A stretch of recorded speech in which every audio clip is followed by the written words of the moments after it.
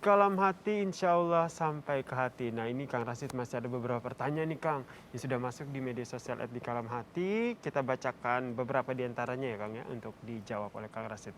Assalamualaikum warahmatullahi wabarakatuh. Kang Rashid, adakah orang yang benar diberikan kelebihan oleh Allah Subhanahu wa Ta'ala untuk menyembuhkan penyakit? Saya pernah mendengar di sebuah kajian bahwa hal tersebut tidak ada dan itu adalah sebuah penyimpangan. Silakan Kang.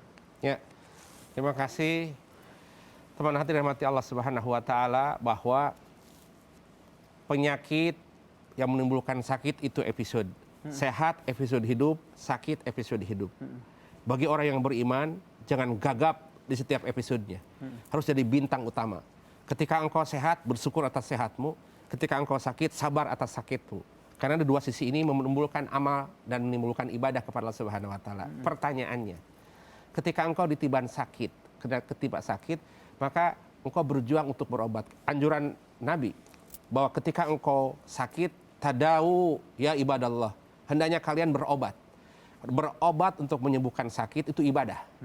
Pergi ke dokter jadi ibadah. Menjaga diri menggunakan masker untuk menghindari penyakit itu ibadah. Kemudian memakan makanan herbal untuk imun naik itu ibadah. Karena itu perintah agama. Tadau ya ibadallah, hendaknya kalian berobat. Wala tadau bil haram. Tetapi janganlah engkau berobat dengan cara haram. Contoh makan darah ular gitu, kan haram. Betul. Makan daging babi itu haram. Berobatlah dengan obatan yang halal. Satu itu. Maka bagaimana Majelis Ulama Indonesia sibuk memeriksa vaksin, khawatir ada unsur babinya. Betul. Karena datang dari China. Alhamdulillah, MUI telah menemukan bahwa vaksin itu halal. Taib. Itu yang pertama. Yang kedua tentang bagaimana orang yang tahu tentang penyakit. Punten sekali. Yang mutlak menyembuhkan sakit itu adalah Allah Subhanahu wa Ta'ala. Lihat dalam surat Asy-Syu'ara, Allah menyampaikan, wa idza maridtu fahuwa yashfi. Jika aku sakit, Nabi menyampaikan, jika aku sakit Allah yang menyembuhkan. Kenapa? Likulli da'in dawa. Allah ketika menciptakan penyakit, sudah di sampingnya adalah obatnya. Maka berobatlah. Nah, tetapi jangan pernah berkeyakinan bahwa Bapak ini akan menyehatkan. Kalau berupaya silahkan. Kalau tuh ada orang mampu menyembuhkan, punten, itu mungkin Allah ngasih karunia kepadanya. Tetapi punten ini usaha. Kalau ke dokter, dokter ini, dia yang itu Allah. Kita berkewajiban ikhtiar mencari obat yang menyembuhkan Allah. Simpan di hatimu, wa idza maridtu fahuwa yashfi. Jika engkau sakit, Allah yang menyembuhkannya. Dalam konteks ini, punten Kayasir, sering sekali terpeleset di wilayah ini. Nah itu dia tuh Kang.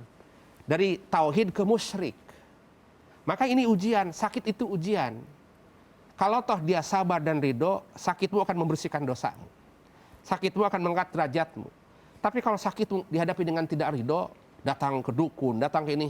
Jadi yang tadinya ibadah menjadi musyrik. Betul. Dan sekarang tuh ada beberapa di masyarakat sendiri tuh ada yang mendatangi orang yang dianggap bisa menyembuhkan begitu. Dan memang hasilnya itu memang pengalaman-pengalaman sebelumnya tuh memang sembuh setelah mendatangi orang tersebut.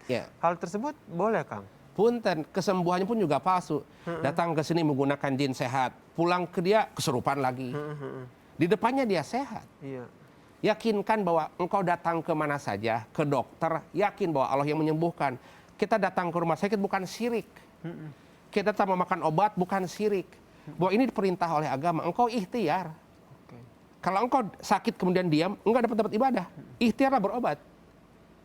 Maka yakinkan di hati bahwa yang menyembuhkan itu Allah. Kalau tahu Allah ngasih anugerah kepada manusia bisa, Allah menitipkan ke beliau. Melalui dia. Melalui contoh, orang tersebut. Contoh. Karena kesalehan dalam beribadah, maka Allah kasih gift kepada para nabi mukjizat. Bayangkan Nabi Musa nyimpen tongkat, memukul ke Laut Merah, membelah. Bukan kekuatan tongkat. Tapi Allah ngasih izin kepada tongkat yang dipegang oleh Nabi Musa mampu membelah lautan. Atas izin Allah. Atas izin Allah semua. Satu. Yang kedua, maka gift yang datang kepada para nabi karena kesalehannya namanya mukjizat. Kalau gift atau hadiah kepada para wali namanya karomat. Seorang wali nunjuk pohon jadi emas, itu Allah titipkan karomat kepada wali sehingga bisa membuat buah menjadi emas. Kalau kepada para ulama namanya maunat.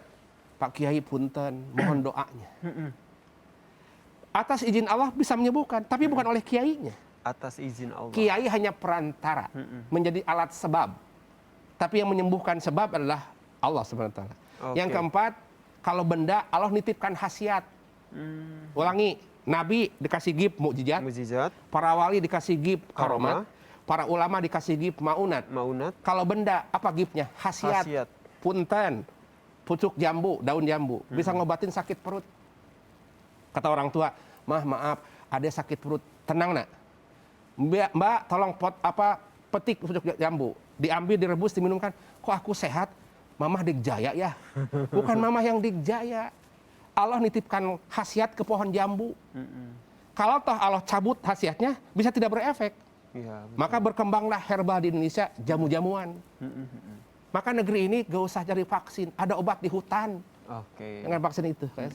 Berarti yang perlu digarisbawahi adalah apapun ikhtiar kita dalam mencari kesembuhan, yakinlah itu datang dari Allah Subhanahu wa taala.